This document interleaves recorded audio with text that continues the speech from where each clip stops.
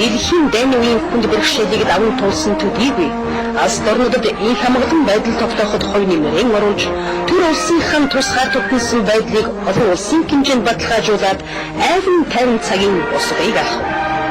Чавсан ерөнхий сайд байх хугацаанд бүгд найрамдах Монголоор дуусан 1939 1945 оны 2 томоохон дайнд оролцсон ялалт байгуулсан нь түүнийг тэртээ дахин шүтэж байсан байдлыг улам лавшруулж нэр хүндийг нь улам өргөжээ. Аж үйлдвэрийн комбинат, Монгол улсын их сургууль 10 жилийн 1-р дунд сургууль зэргийг Маршал Чойволсонгийн нэрмжид болгож богд дүнжин гаруй уулыг хүртэл Чойволсон уул гэж нэрлэж байна.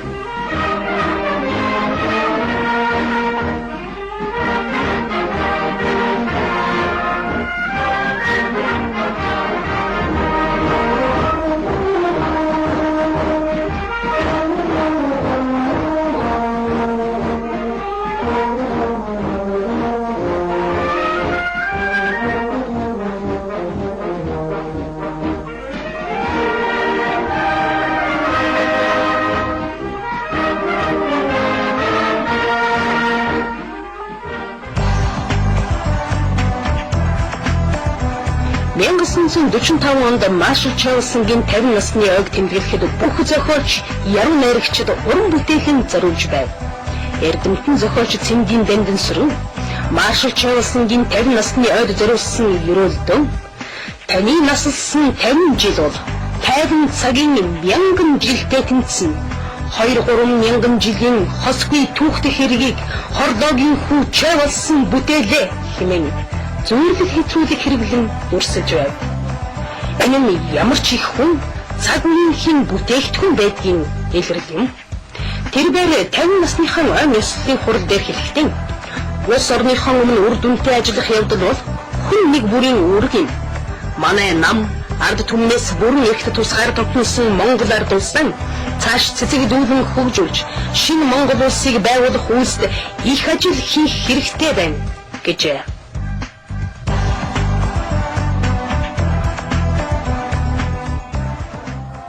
Эгэл ард түмэн Чойволсон үнэн сэтгэлээс биширч шалгарсан жолоодогчон хэмээн хүндэтгэж байв. Гэхдээ Чойволсонгийн засгийн эрх барьсан он жилүүдэг Монголын эдийн засаг, соёлын түүхэнд мөнхрөн үлдсэн олон чухал үйл явдлууд болсон юм. Монголын ард түмэн нам засгаас дэвшүүлсэн зорилтыг хэрэгжүүлэхийн төлөө чин сэтгэлээс шургуу хөдөлмөрлөж байсан юм.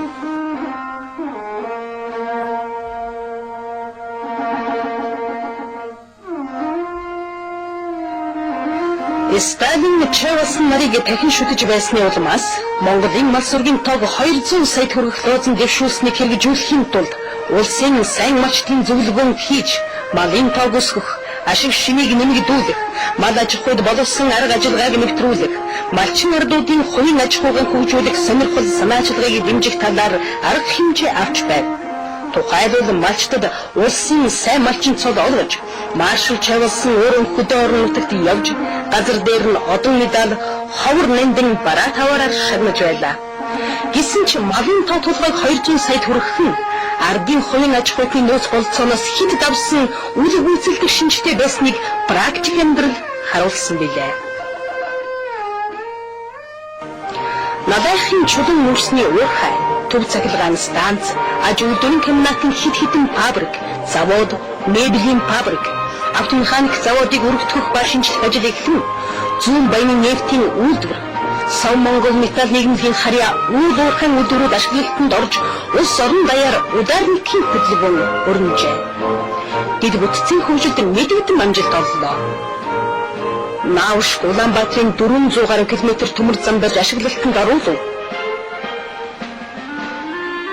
1949 онд морин өртөөг халж автобустыг байгуулжээ. Аймаг бүрт автобаз байгуулж Улаанбаатар хот аймагуудын хооронд болон аймаг доторх ачаа тээвэрлэлд зорчигчдод үйлчлэх ажил сайжирчээ. Ихэнх аймгийн төвийг цахилгаанжуулж аймгийг нийслэлтэй нэлээд сүмлийг аймгийнхаа төвтэй телефон харилцаатай болгов. 1946 оноос эхлэн нийтийн өргөн хэрэгцээний үйлдвэрлэлийн ба хүнсний зарим барааны жижиглэн худалдаалах хүнийг хоригдуулах, гурил, йотун, талх зэрэг хүнсний зарим барааг чөлөөтэй худалдаалах арга хэмжээ авсны дүнд дайны үед хүнс бараа хурдсны улмаас тогтоосон картын системийг 1950 онд халсан байна.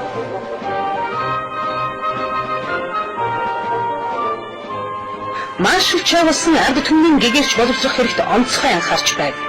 Боловсрол, соёлын талаар гарсан том өөрчлөлт бол Монгол уурчин бичгийг гэрэл үсэгт үндэслэн шинэ бичгээр сольж, бичиг үсэг үл мэдэх явдлыг арилгах талаар томоохон ахиц гарсан явдал юм.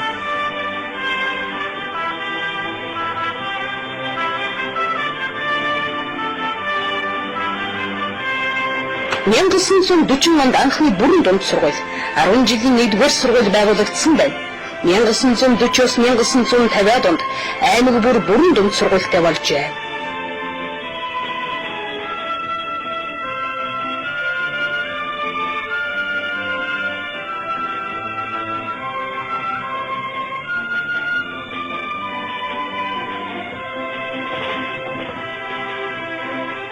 (1941 онд намын шин хүчний дээд сургууль, 1942 онд Монгол улсын их сургууль байгуулагдаж, манай улсад дээд боловсролын систем бий болсноор ардын боловсролын бүх зүйлийн систем тогтсон байна. Мөн сургуулийн насны хүүхдийг бага сургуулийн боловсролтой болгох зорилтыг амжилттай хэрэгжүүлж байв.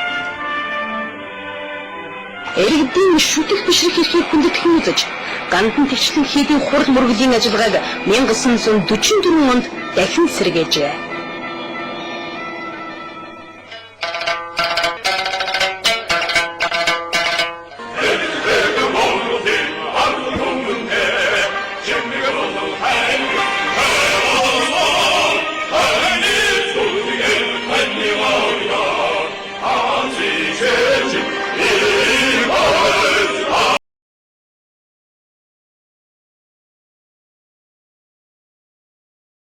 Маршал Чавсан уран сайхан соёлыг хөгжүүлэх асуудалд онцгой анхаарал тавьж, биечлэн тусалдаг зүтгэлтэн байлаа.